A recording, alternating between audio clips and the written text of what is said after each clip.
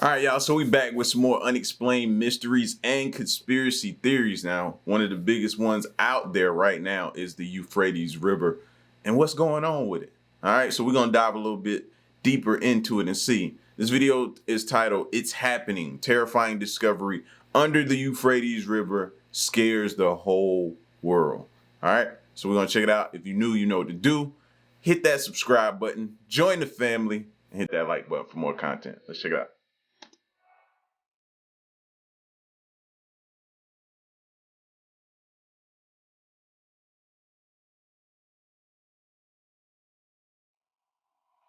Recently, a video showed a man showing a drop in the water level of the Euphrates River, which fell drastically.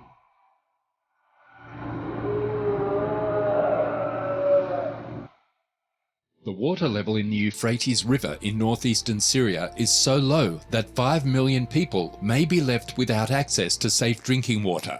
There was a moment when the strip of land between the Tigris and the Euphrates rivers in the Middle East was so lush as to earn itself the nickname of Fertile Crescent. So what does this mean for humanity's fate? The drying of the Euphrates is significant both biblically and scientifically. Many Christians are keeping an eye on the Euphrates River, which is virtually dry and has a Bible verse related with it that mentions 4 fallen angels after it has dried up. Strange sounds and tunnels beneath wrecked land formations accompany these biblical revelations. Look at that.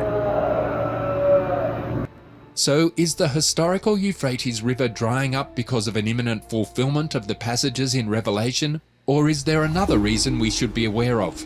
And are these tunnels where fallen angels are imprisoned, or are they simply forgotten underground passageways of the ancient Mesopotamian Empire? Stick around to the end to get all the answers.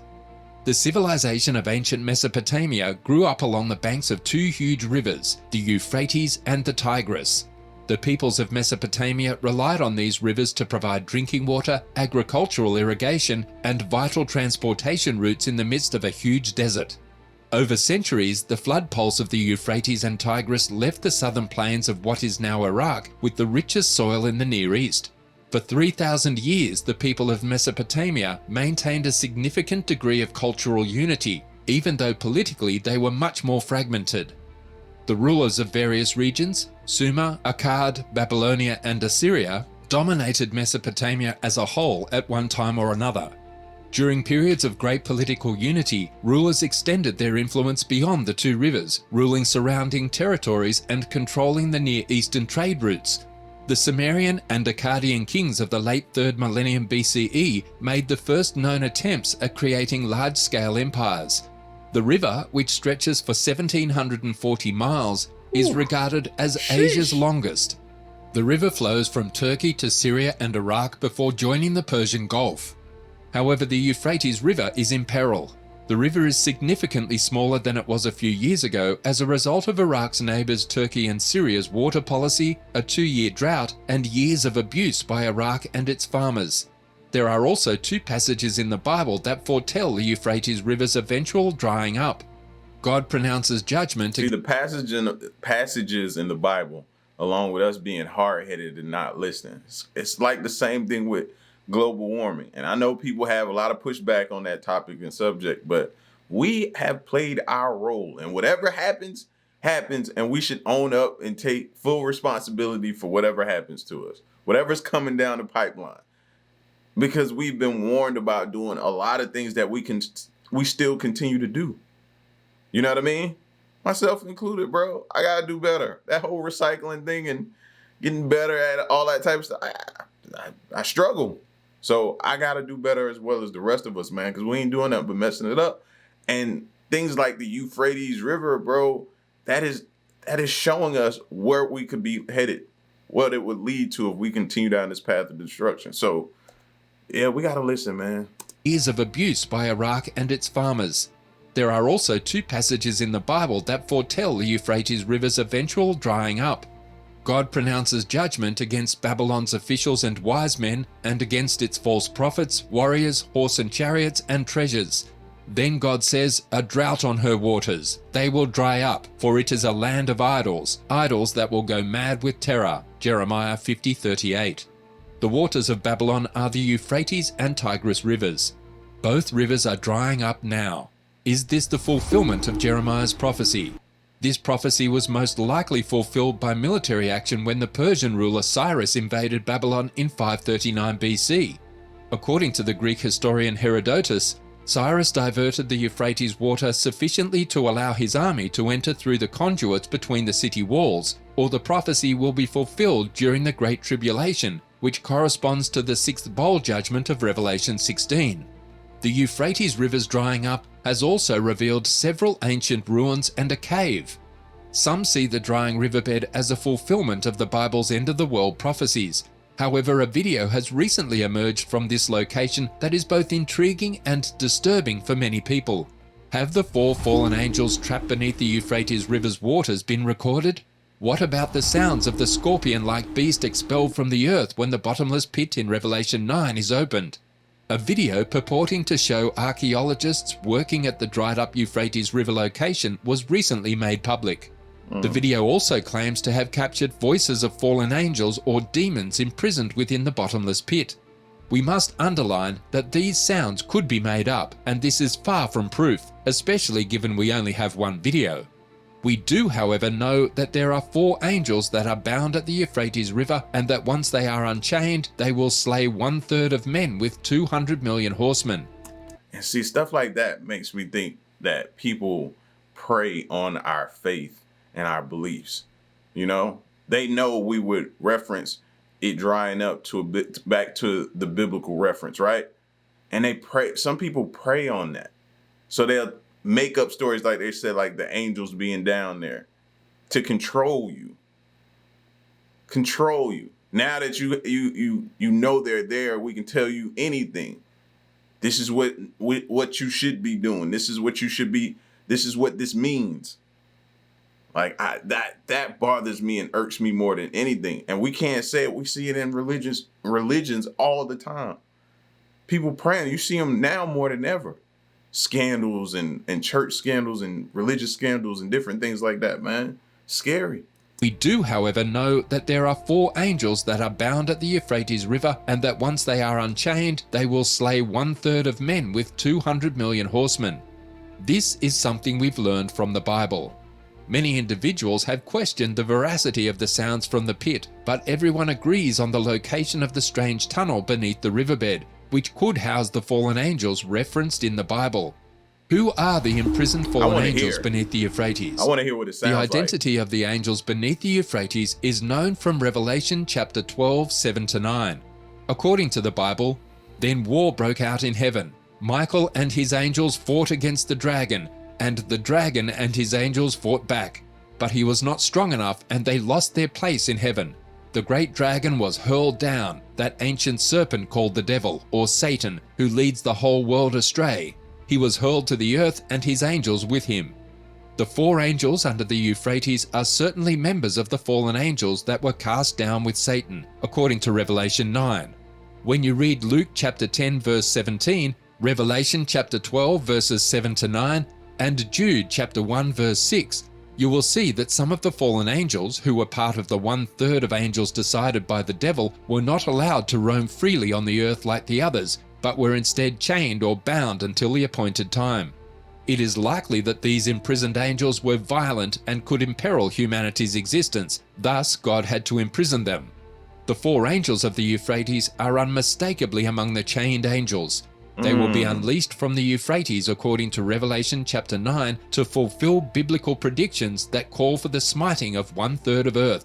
Everyone should be aware that everything going on in the Euphrates indicates that the rupture is imminent, so we must serve the Lord with passion because we are in the latter days. See, now we can interpret that as, okay, slaying 1/3 of men. It doesn't have to be in like war, but it could be. It could be in lack of resources, things running out, people going hungry. It could be like what happened in 2020. You know what I mean? It doesn't, in my opinion, it doesn't have to come in one form. It can come in different forms. We just got to pay attention and imminent, so we must serve the Lord with passion because we are in the latter days. Instead, when we consider this in conjunction with the numerous prophetic signs converging on our time, it serves as a marker of where we are prophetically, which should strengthen our faith in God's word and encourage us as our blessed hope approaches. However, what is the scientific reason for the rivers drying up? Although the situation is complicated, climate change, conflict, and indiscriminate dam construction in neighbouring countries have all contributed to a water crisis that threatens the livelihoods of millions of people in the region. According to Water Ministry research, the Euphrates and Tigris rivers in Iraq will run dry within two decades if nothing is done.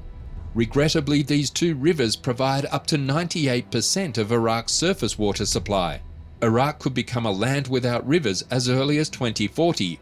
According to Berkeley Earth, a non-profit climate research organization based in California, Iraq's annual temperatures are rising at roughly twice the global average. Since the late 1800s, the world has warmed by an average of 1.3 degrees Celsius, while Iraq has warmed by an astounding 2.5 degrees Celsius. The human-made component of the Euphrates problems, on the other hand, begins more than 1,000 kilometers upstream in eastern Turkey, below the Taurus Mountains. The Turkish government has been building dams for years in order to generate electricity and develop agricultural land. The Kaban Dam on the upper Euphrates was completed in 1974 and the Ataturk Dam in 1990. A $32 billion project to build 22 dams and 19 hydroelectric plants on the Tigris and Euphrates rivers will supply roughly 1/4 of Turkey's electricity in the long run. Meanwhile, Syria built the Tabqa Dam upstream from Raqqa in the 1970s, as well as a few other dams on the Euphrates and its tributaries before the civil war. Since the Turkish and Syrian dams were built in the 1970s, water flow into Iraq has been reduced by roughly 2/3. For decades, Iraqis fought with both neighbours over its fair share of the water. When Turkey and Syria channeled the Euphrates River into a series of reservoirs, effectively drying out the rivers downstream in Iraq, the conflict was on the verge of escalation. As a result, the Iraqi government built a canal network that connected the Euphrates River to Lake Al-Tharthar northwest of Baghdad. According to the Iraqi ministry, the Euphrates River will only be filled to 1/3 of its original capacity by 2035. When combined with the loss of Tigris water, Iraq will fall short of 80% of its annual consumption of 53 million cubic meters. Furthermore, a recent NASA and German government satellite study found that, with the exception of India, the Tigris-Euphrates loses groundwater the fastest. The World Resources Institute, a non-profit environmental organization based in the United States, has identified Iraq as one of the countries that will face extremely severe water stress by 2040. The people of Iraq are already feeling the effects of the Euphrates drying up. According to relief organizations, Iraq's current water crisis is already threatening the lives of at least 10 million people and limiting access to food and energy. Wheat output in northern Iraq could fall by up to 70%. To improve the situation, the irrigation system would need to be completely overhauled, which could cost between $60 and $80 billion, money that the suffering nation simply does not have, implying that starvation is on the horizon. Aside from that, as dams fail, electrical supply decreases, affecting hospital operations and other critical infrastructure. Is the current situation the result of climate change and regional politics, or do you believe Bible prophecies are being fulfilled? Tell us about it in the comments section below. It doesn't matter how you come to the point of understanding, whether it be through scientific or whether it be through biblical. You're seeing the same results, and something's got to take place, bro. People are in jeopardy of being without water within the next 2 decades, which means that, and that's not long.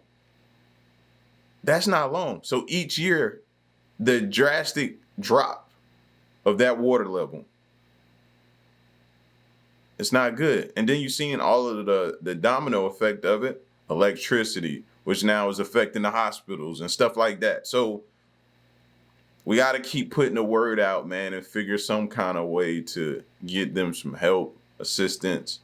You know what I mean? Do your part, spread the word, and maybe something will happen and take place, man. And you see how much money they're talking, but we got to do something. Something.